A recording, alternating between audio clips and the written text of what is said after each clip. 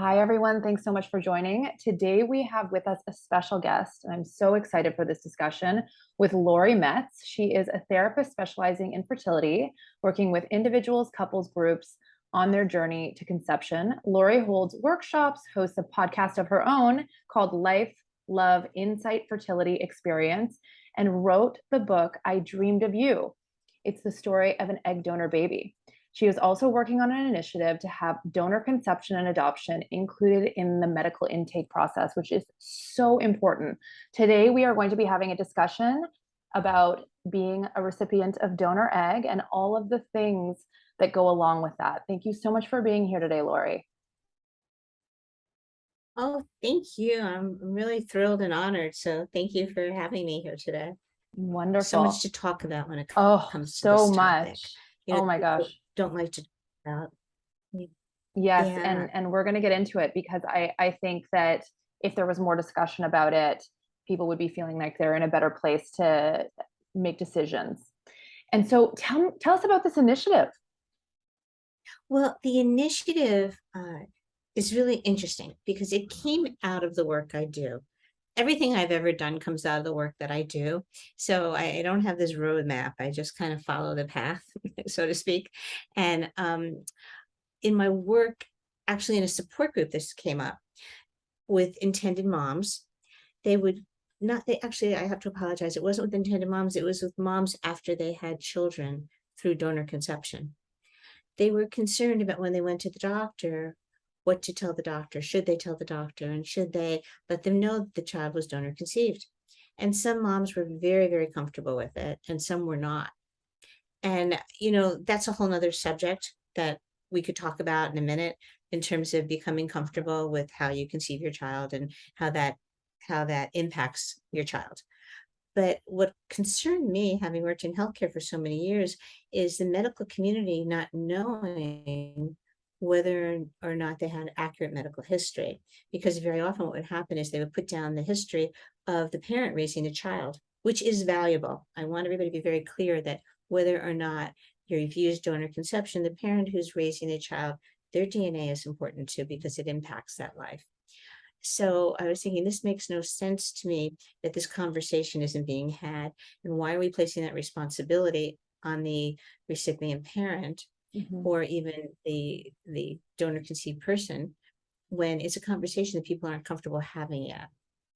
And having worked in insurance companies and electronic medical records in the past, I thought this shouldn't be that hard of a lift, right? To get people to do this, it just makes sense. So 2 years later, I'm still working on it, but we've made headway. I am thrilled to say I have worked with a number of different people. Right now, I am working with Joe Cody, and we have been in discussions actually with the people who are coming up with the standards that will be issued by the Medicare kind of umbrella, so to speak. It's all initials, and so I just want to be clear. And so part of the standards are written to include donor conception, whether it be egg or sperm or embryo. Adoption will be listed, all different types of parenting. And so this is a fabulous thing. And what they're going to be doing is that will be rolled out. It will take a while for it to get rolled out, but the initiative is is coming to fruition. And this is incredible. So they're Amazing. going there, yes, yes. And so these people have been working on it through the Global Alliance, who work on the electronic medical record um, template, so to speak. So we're working with them at this point in providing information and comments and making sure that they hear our voice in terms of Mhm. what's needed. In conjunction with that, we're working on another path to try and initiate the doctors and the medical community to become comfortable in having the Mhm. conversation. Because Mhm. it's one thing to say, let's put it on a form. There's another thing to say, let's have the conversation. Early on, right? Yeah, right. Yeah. Because it doesn't mean anything. The other thing is that the doctors and the administration have to buy into accepting it into their intake process and into their form. Mhm. So the goal here is to get it on the forms and have the medical community comfortable asking. So one of the things that I have out there is a survey for people who have had children through donor conception or who are donor conceived or who have children that have been adopted. And I ask if not having that information or the assumption Lori, just one that second. That you like it, the the internet died for a parent second to there. raise a child is the DNA connection. They could, you don't want people to go down the wrong path. I'm sorry, you got cut off. Yes, so there seemed to be a lag in the internet for a second there, and so if you could just repeat, I think it was from where you had just talked about getting doctors comfortable with it, and I think a form or something, but it started to go fuzzy. Right. So it's one thing to put it on a form, and there's Mhm. another thing to have the doctor or the nurse or the intake person ask the question. Mhm. Takes the onus off of the parent. It takes the onus off of the person. It lets, the person sitting next to you who has no idea what any of this is about actually even see it on a form to begin to recognize this is a normal way for people to build families. And so it destigmatizes it. So it works on a lot of different levels. But I do have a survey. I don't know if you heard that part that I've put out. And within the survey, what I'm trying to do is collect information from people who are donor conceived or recipient parents, or even people who have been born through adoption, about what their experience has been like in terms of a medical intake process. It's 10 questions. It's not long. If anybody fills it out, it's very helpful because what happens is it provides me with information of actual stories that you could tell the medical community. And there's nothing like a real story. And it goes away, right? So the goal here is to provide quality, comprehensive healthcare in an efficient manner. Yeah, because I find it's very traumatic for the patients going through this fertility process with these centers to, they embark on, let's say, IUI or IVF, and then they have very disappointing results. And then this notion of donor egg is brought up, and it's kind of, they feel like it's kind of out of left field, and there's been no seed planted or explanation or anything about the possibility of arriving here. And so I find it's very traumatic for people to have that brought up in that way. Well, if we think about it, right, everybody, if you're and you're in a heterosexual relationship, you assume that you're going to get pregnant with your partner and you're going to have a baby when you want to. It's just an assumption, right? If you're a lesbian or gay or, transgender, well, then your assumption might be a little bit different. So we typically focus on the heterosexual couple because that is the one that we absolutely don't think are going to be using donor. But for lesbian couples and gay couples, it's just as significant, as well as people who are having children independently without a partner, whether it be a man or a woman. So we have lots of different categories. Depending on which category you fall into, you don't really think that you're going to be using a third party. You think that you're going to get pregnant and there won't be a problem. And if you're in a lesbian relationship or a woman having a child by yourself, you still assume that you could use your own egg.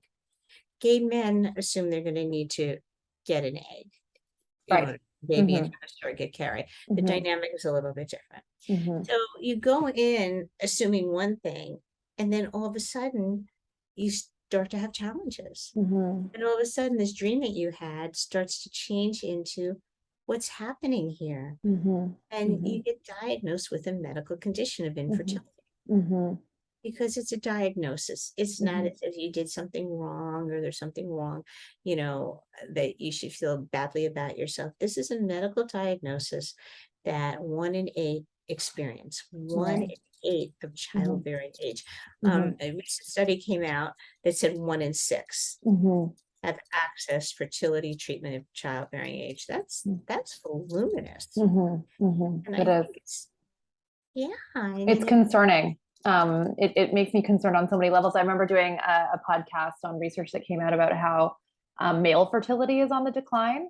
And it's like, but why? Like, what is going on? Like, what are we being exposed to in our lifestyle, in this modern living that is actually like really like starting to affect our fertility at deep cellular levels, right? That's an entirely other discussion. But Absolutely. for the purposes of our discussion today, I think that, having the discussion earlier in the fertility process, like once you arrive at the doctor, for it to be sort of laid out, like, here are all the options, here's what we might be looking at. If it goes this way, then there's this plan B or plan C or what have you, that would make it a lot easier to digest it actually coming around a little while later. And I think that doctors maybe also need to have a bit more training in this, because they're scientists, they're physicians, they're not counselors, or they have somebody like you that can actually at the very beginning stage explain things very gently and be very educational about it. I think, yeah, I understand why you're saying that. I Mm-hmm. think it could be challenging Mm-hmm. because you don't always want to lay out donor conception Mm-hmm. until you're closer to seeing that that is a possibility. Right. But I do think that you do need training in having that conversation. Absolutely. Because Absolutely. it's people, and they have their own things that they're bringing with them, and Exactly. and it's such an important conversation to have because it's life changing for most people. Well, It's let's talk a little bit about, what the journey to donor looks like for people. Yeah, well, I think there's so much to talk about on an Mm-hmm. emotional level, isn't Mm-hmm. there? Mm-hmm. Because you know that you're having challenges, you know that it's taking longer. And this is something that I think people um, typically think, well, not me, right? This isn't Mm-hmm. going to happen Right. to me. I'm going to keep trying. I could do Mm-hmm. this. It's not going to happen to me. Mm-hmm. Some people are more open to donor conception these days Mm-hmm. because it's becoming a little bit more prevalent. Mm-hmm. We're beginning to see donor conceived people out there using their voices. We're Mm-hmm. beginning to see huge advocates on Instagram, and not so much Instagram is really the place where most of it lives, I think, Mm-hmm. about donor conception, whether it be recipient moms or intended parents or donor conceived people. Mm-hmm. But nonetheless, it's hard to understand that you will be using somebody else's DNA in order to have your child. And it's something Mm-hmm. that you want to become comfortable with and try and Mm-hmm. accept. Um, you may embrace it, you may not. Mm-hmm. But in order to allow yourself to experience the feelings that you are experiencing is so important. And I would promise anybody that there would be such a mixed array of emotion, Mm-hmm. because there's a lot of grief, Mm-hmm. because you have a lot of loss here, loss of what it was that you thought would be. Mm-hmm. And then before you get to the point of donor conception, my goodness, right? You've gone through a lot. You've gone through fertility treatment. You've gone through probably miscarriage. You've gone through, just this roller coaster of going to doctors and trying to figure it out. And being disappointed and exhausted. That's where the grief Mm-hmm. comes in. Mm-hmm. Yeah. And And that's why I mentioned if it was brought up a little bit earlier, because and I understand what you mean about the challenges, but just having like almost like taking away the stigma from the beginning, just having it on the table as an option that you're not necessarily going to have to go in this direction, but know that it's there for you, kind of thing. yeah, To just I just see the amount of pressure on these women and couples that to they don't want to make the wrong decision. They're worried about all the nuances. You yeah, were talking about before we got on, something so interesting is that you were mentioning that there were women that felt selfish making the decision. Tell me more about that, or tell us more about that. well, I, it's normal. I think it's a normal feeling. It's something that I've heard for years from women, especially Mm-hmm. single women trying to have children on their own. Because if they can't use their own egg and they're using somebody else's egg and somebody else's sperm, well, then they're wondering, there's a lot of self-reflection Mm-hmm. over their desire to carry the child. Mm-hmm. Mm-hmm. And it's almost like a need to do Mm-hmm. it, right? Yeah. To nurture and care for that child from inception on. Mm-hmm. Mm-hmm. And you have to wonder what's selfish about that. Mm-hmm. And why is it Yeah, selfish? totally. but you have to allow the person to express that. There's nothing Mhm. wrong with saying, honestly, I'm ashamed to say it, but I feel selfish. Mhm. Feel like, will my child be happy, or will my Mhm. child resent me, or how will my child look at me? Mhm. And and the shame, and then the societal impact. Mhm. If we think about it, I don't disagree with you in terms of putting it on the table early. Mhm. I just want to let you know that. I I understand, though, the concerns on both sides, and I'm sure you do too. Oh yeah, and the aversion to I know. the Yeah, notion of it. Yeah. there's so much going on there. Mhm. And so if we think just a few years ago, people didn't really think about IVF. It was Mhm. something that was unspoken. Nobody talked Mhm. about it. Nobody Mhm. talked about having to give themselves injections. Nobody talked about these things.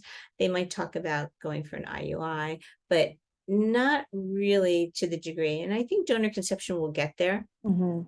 I think it's just a matter of us allowing the time for people to Mhm. use their voices, to hear about it, to become Mhm. more comfortable. Mhm. But there's such a mixed array of emotions, right? Feeling selfish is normal. Mhm. It's not everybody's going to feel selfish. Mhm. Some people might. Mhm. Some people might think, why do I have to carry, I they might think, I really wanted to see myself in that child. Yeah. I wanted to see Mhm. my eyes. I wanted to see my skin color. I Mhm. wanted to see my hair. I Mhm. wanted to carry on this legacy Mhm. there. And that might not happen. Mhm. And these are the thoughts, but some of it's reality, some of it's not. Mhm. But if we deny ourselves the thought, we won't be able to work through the thought. Absolutely. Like not to suppress it, but to sort of face it. Yeah, and I tell my patients I find the notion of epigenetics to be very interesting. And when I've talked to some of the doctors at the centers that manage the donor programs, we talk about the notion of epigenetics and that influence that the mother has over the child in gestation, and as they grow also, and how much that can influence the cells and of that child. It maybe not the original DNA, but it is potentially more powerful than that.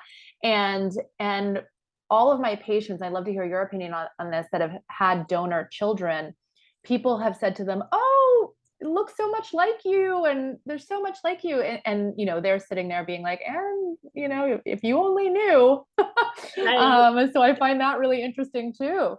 yeah, well, lots of times when you do a donor, though, you try and match the person whose DNA isn't being used. Of course. And that's a normal thing to try and do. Mm-hmm. But if you think about it, epigenetics makes a lot of sense. Now, Mm-hmm. some people say it's not it's a consolation prize, but it truly is not. Mm-mm. I think when you're sad and you're feeling down, Mm-hmm. you could think that, but epigenetics isn't. And I explain it a lot of different ways. Mm-hmm. So one of the things I say is, if you cut yourself, then and you touch something, you can get an infection, right? Mm-hmm. Because it's coming into your system. Now Mm-hmm. you are feeding, nurturing, caring for this fetus from the time it's conceived. Mm-hmm. So that alone, your voice is the only voice that it knows. Mm-hmm. If you're upset, if you don't feel good, if you're happy, they experience all of that with you. Mm-hmm. Mm-hmm. So that's a huge undertaking, because we know that when the person carrying the child is depressed, Mm-hmm. or not eating well, Mm-hmm. or not doing well, that impacts the fetus. And Mm-hmm. so we have lots going on, you especially, right? Having Mm-hmm. to do with how to care for yourself while you're on a fertility journey. Mm-hmm. The other piece is epigenetics is, some people say, generational. So what you're doing is you're planting the cellular level to carry on for generations. Mm-hmm. So you may not be doing the structure of the body, Mm-hmm. but you could be doing the hair color, the eye color, the skin tone. Mm-hmm. And kind of, somebody once explained it as the walls of the house are built, but Mm-hmm. the painting of the walls and the decorating are Mm-hmm. done through the Mm-hmm. epigenetics. I love that. I love Yes, it. yeah, it was a very visual example they were Mm-hmm. giving, and I thought it was. There's also very interesting things that I've learned from some of the doctors that I've interviewed, like that you could implant an abnormal embryo and it could auto-correct inside of you, Mm, which is so fascinating too. Like the power that we have within us for these miracles, mm, that they don't happen outside of the body, but within you, you literally can change the deeper levels of things. yeah, well, it's mind over body, many things. That's what I'm Mhm. hearing you say. But I can't underscore enough the impact of nurture. Yes. So when you're nurturing someone or something, then you are the primary caretaker. Mhm. And although you have a donor who is significant, who, Mhm. you'll decide whether you want that donor involved, not involved. Most people don't have the donor really involved, Mhm. but they are opting for known donors today. Mhm. They're opting for open Mhm. donation so Mhm. that when your child becomes 18 years old, they can contact the donor if they want. They can Interesting. contact siblings if they Mhm. want. This is Mhm. scary, very Mhm. scary for the non-DNA parent. Mhm. But because many people will think of it as threatening, Mhm. it's not necessarily threatening because your Mhm. relationship with your child is your relationship. Well, I If find that some people actually really take comfort in that, like that they would seek that out. And many find it very scary. I've seen, it's so interesting. I Yeah, love talking with people. I love what I do so much because the different perspectives and the experience uh-huh, and the reframes of the same situation can be so helpful. yeah, In passing that, those stories along to others so that they can see it maybe from a different place too. I've also had so back to the idea of selfishness and these feelings to work through, why would you feel selfish wanting to do this in your own body, and the potential for all of this influence you could have. But people's friends and family say things like, why don't you just adopt, or they why don't do you just say that, foster? don't they? Like it's an easy thing to do to just go adopt. It's not simple. None of this is simple. Yeah. They do Yeah. say that, and Hmm. sometimes it could break your heart when you hear a Hmm. family member say, "Well, just Hmm. try again." Well, and Even there's judgment in it too. Like there feels like it's judgment. Like, yeah, oh, like almost they think you're selfish for doing that. And why wouldn't you just save a child from, the foster home, or from, a child that doesn't have a home, right? And so I think there's some of it's working through that, but I find the biggest concerns that I've seen my patients have is like this feeling of like the things you mentioned, like it's not my DNA. I won't see, I'm yeah, scared of not seeing myself in them. What if they don't belong? What if I don't love them the same?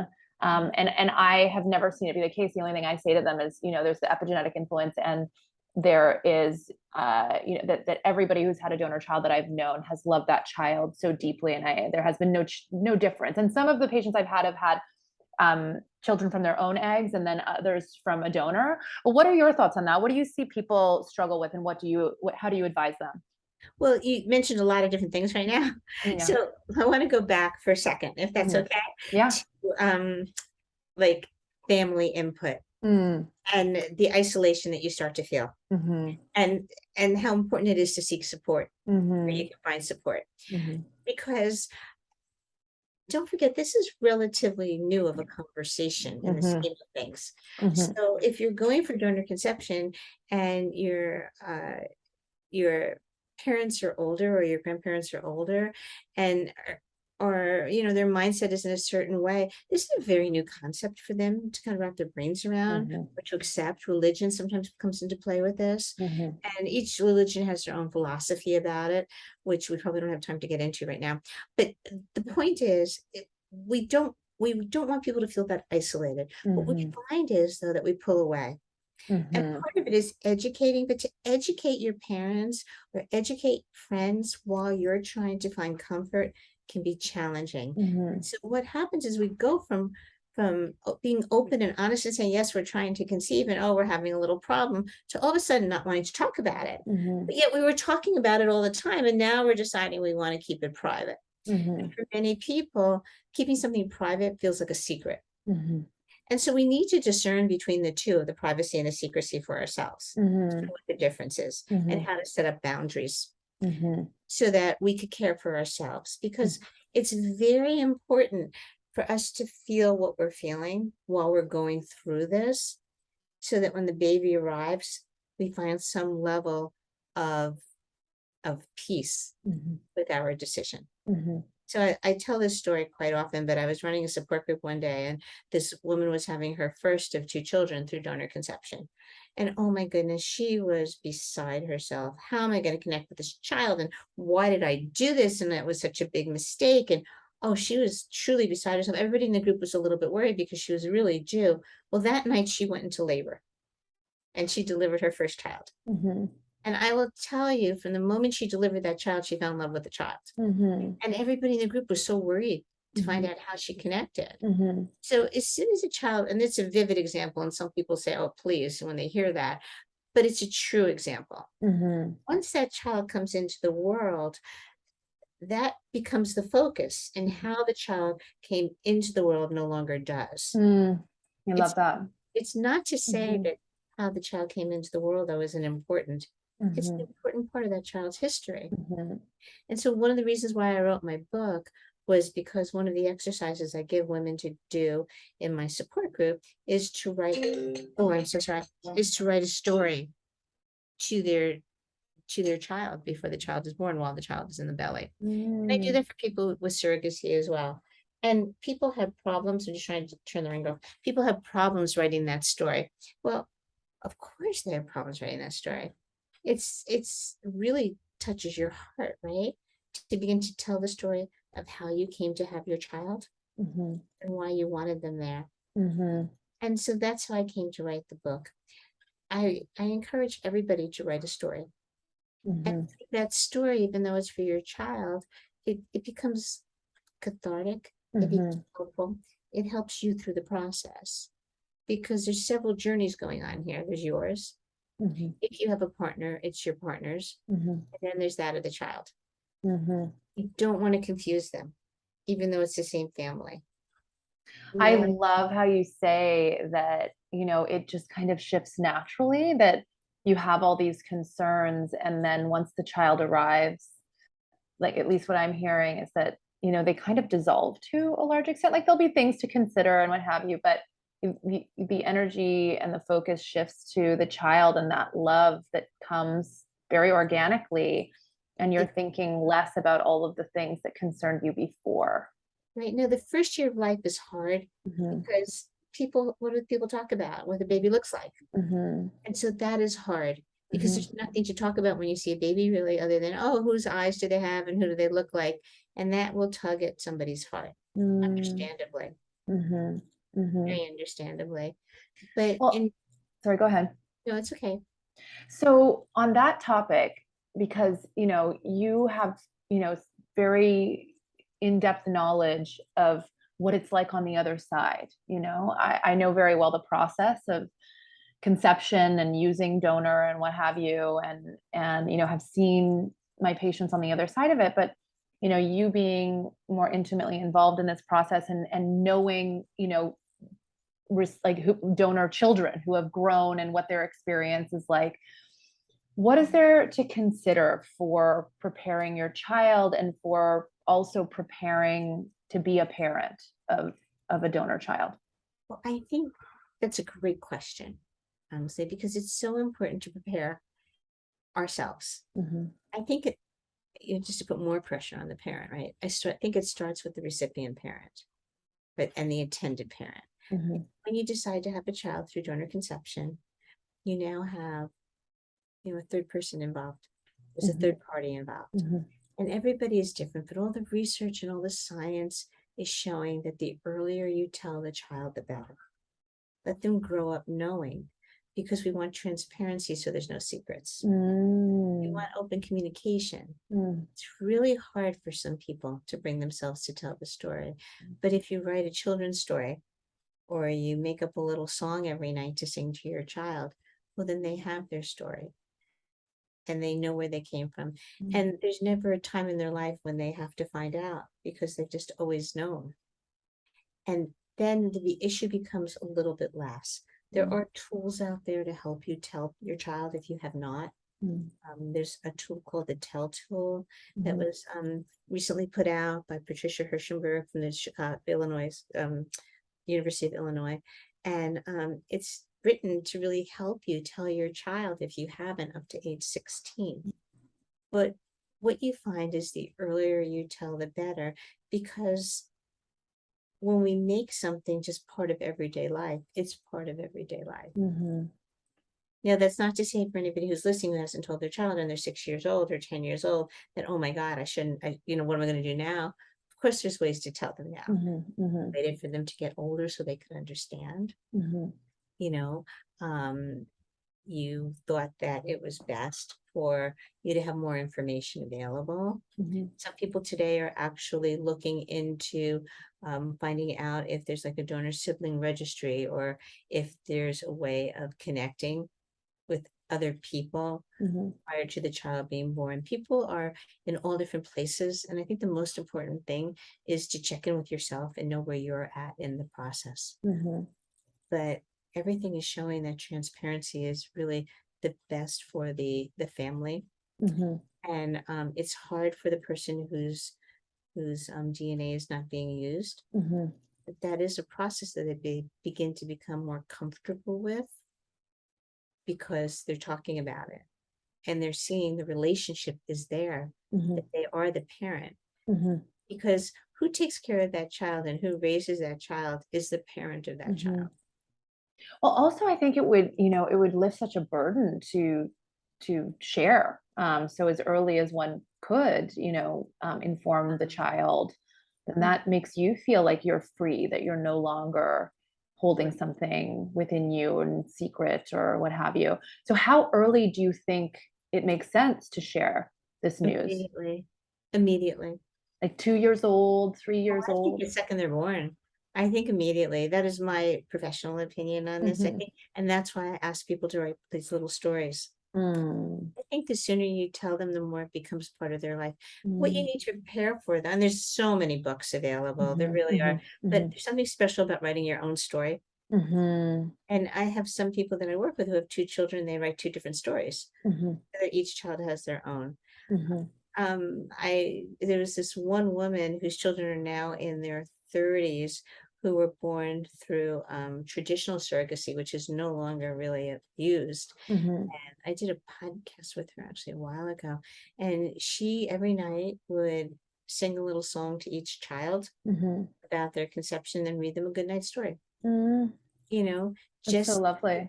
yeah, just so they knew the angels brought her. Or, Mhm, today they use different language, but whatever your language is all that matters. Just so that you begin to. So what I think is important is that once you tell your child and your child starts speaking, you have to be prepared for other people to know. mhm, mhm, And how you address that with other people is entirely up to you. Some people will mhm, say, "Why didn't you ever tell me?" And mhm. lots of times I like to say to people, your answer could be, "What was there to tell? Yeah. I had a child." Right, You know, right, right. other Yeah, because people, I default to like, "Is that any of your business?" But a more positive way to be like, what is there to tell? You just throw a question right back at them. yeah, And why are you entitled to know, obviously, but again, we wouldn't make a negative or sarcastic spin on right. it. But I love that. And I think this is so helpful to have sort of like these examples of, singing the song to the children, and then what to say if somebody asks you, when it becomes more, common knowledge in your surroundings, in your community. Hmm. And it will. Other people opt to wait till the child decides whether or not they want to tell people. But I Hmm. think that becomes hard, because once you tell somebody, your Hmm. immediate family or your immediate circle Hmm. is going to be involved with it. Hmm. Hmm. And then Hmm. when you're in if you're a single parent or in a Hmm. same-sex relationship, well, Hmm. they're going to know. Hmm. Right? They're going to start to ask questions. Why do I have two mommies? Hmm. And Hmm. a lot of the women in those situations, both types of situations, are meeting. Hmm. Hmm. They're connecting with Hmm. uh, other recipients of the same Hmm. sperm Hmm. donor. Hmm. Hmm. And there's other emotional impacts that go along with that, Hmm. right? Because if you're in a lesbian relationship, then there has to be legal documentation filled out so that both have legal rights to the child, right? Hmm. So there's so many pieces to this puzzle, but most people would assume that a donor was used. Hmm. If you're a gay man, well, then you have to figure out, whose egg you're using, who the surrogate is, and what kind of relationship you want with that Hmm. person. What kind of advice could you give our listeners and forgive me for not having better words, but just for not caring what other people think? Oh, I love that. I want to meet that person. Right. Yeah, but in this area, I don't know. As I get older, I would say, one of one of the good things about getting older, there are obviously things that are less good, is that I do care less about what other people think, and I really am more comfortable in my own decisions and Your own skin. um I mean, you're just comfortable in yes, your own skin, right? I yes. know, I love that. I just love it. Mhm, mhm. I think I haven't met people like that. Maybe they wouldn't seek me out, but um, but even in my personal life, I'm thinking how many people really don't care, and I do know Mhm. a few. Um, No, we all care, but well, is care. there a way to care less, you know? Yes, there is Um, a way to care less, and mhm, that's being comfortable and confident in your mhm. decision. Yes, yes, Because yes. if you feel secure, Mhm, think about it. If you're mhm, standing on uneven wood on mhm, uneven mhm, ground, or I don't mhm, know, balance beam or a mhm, wobbly board, right? mhm, If you feel like you have secure footing, mhm. you're probably not going to fall. Right, right. And I imagine, part of that is just looking at the child and feeling so secure at that point in your decision, like this beautiful, wonderful, ball of love that you've created and just, and then that would help you be like not look back at all. Right, and just please remember, you created this child, right? Yes, Because yes. if you didn't want this Hmm. child would not be brought into the Yes, world. So totally. if you didn't pick the time, Hmm. Hmm. and you Hmm. didn't pick the day, and if you weren't carrying, this Hmm. child would not be who they are. Hmm. So Hmm. it's really, I think sometimes a hard concept to wrap your brain Hmm. around, Hmm. but it really is your decision, and you Hmm. really created this life. Hmm. Hmm. How Hmm. do you get secure with it? I think you get secure with it by talking about it, Yes, I agree. I allowing agree. yourself to feel the emotions, Mhm, not mhm, pushing them away, and mhm. allowing yourself to address the thoughts. Yeah, not hiding from it. Mhm, Right. So mhm. we Yeah. need to acknowledge our thoughts. Mhm, We need to acknowledge our feelings, mhm, and then we mhm. can move forward. So, What about like the children or the adults you've met that were conceived via donor egg? What yeah. So how like I know this is very, generalized, but how have you seen them adjust or struggle or, adapt to understand, all those things? well, I have to go back to transparency being essential. Mm. Mhm. But transparency on more than just the level of knowing through your parent. Mhm. Mhm. Now we have to talk about transparency in terms of knowing your medical history, Mhm. Mhm. knowing knowing more information. So we're talking about the screening process of who Mhm. is allowed to be a donor and who is not. Mhm. How many times people should be able to donate and how many times shouldn't they? So Mhm. what's wonderful about the donor conceived population getting older is that they're beginning to use their voices, Mhm. and some of them have very loud voices, Mhm. to be It's great. heard say, Mhm. yeah, and they're creating change. Mhm.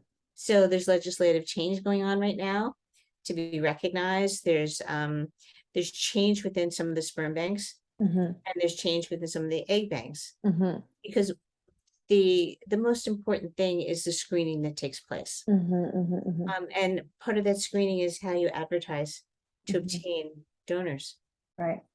Mhm. and limits being put on it. So Mhm. what I see from the donor conceived community is that the older donor conceived community is that there's just the information's not there. Mm.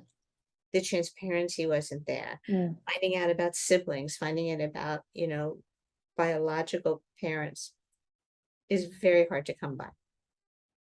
I know there's one woman who I just adore. I just adore her. And she is donor conceived, and she has donor conceived children. Oh, so And cool. yeah, I just love her. She's just, Mhm.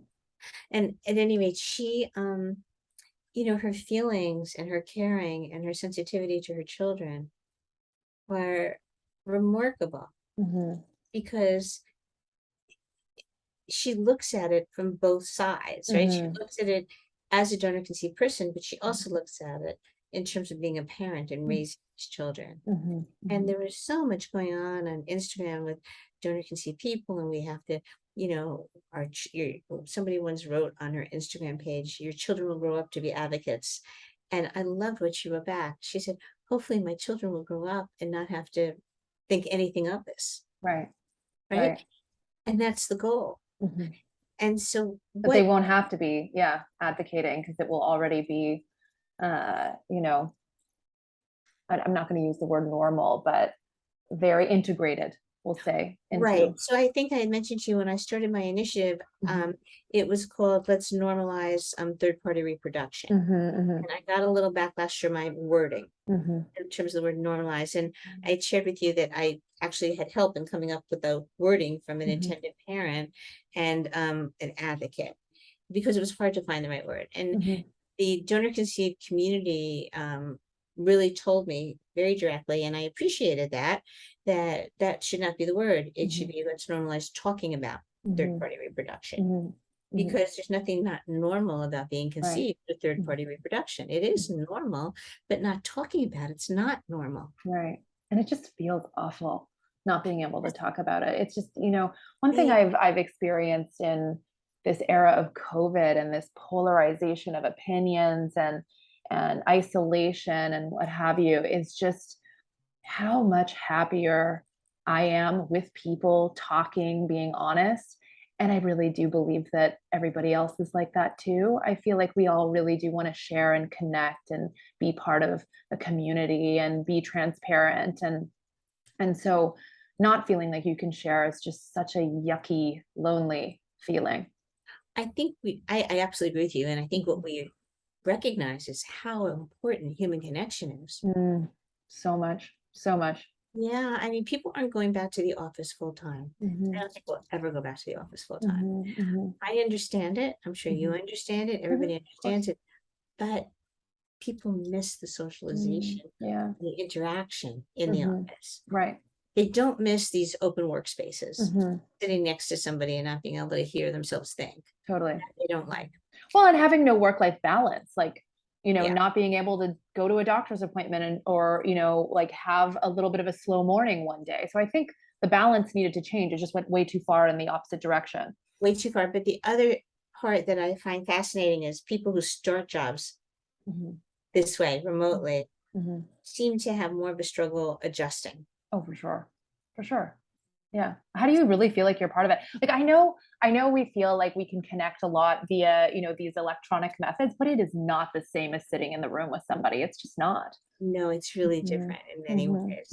I do find though that my support groups are going really without a problem and well, and very much connecting with people. And I find that my sessions are going well.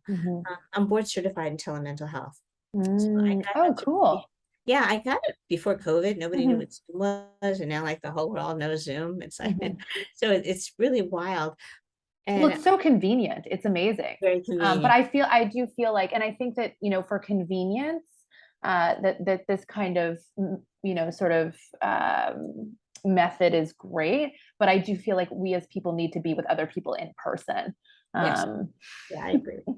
Lori, I so appreciate you being here today and sharing all of your wisdom, and I definitely, encourage our listeners to listen to your podcast and follow you and maybe join your groups, and where can they find you? And I'll put it in the show notes. Oh, okay. Well, they can find me online actually at Lori Metz LCSW. Or I have a website. Everything's the same. It's very uniform. LoriMetz.net, or they can just send me an email. It's Lori Metz at the letter Y mail.com, or they can call me. I'm open to any of it. Oh, I love it. Thank you so much for the work you do. It's so important. Well, thank you for what you do. And thank you for having me. Really, it's a pleasure talking to you. No, it's been such a good discussion. Yeah, thank you.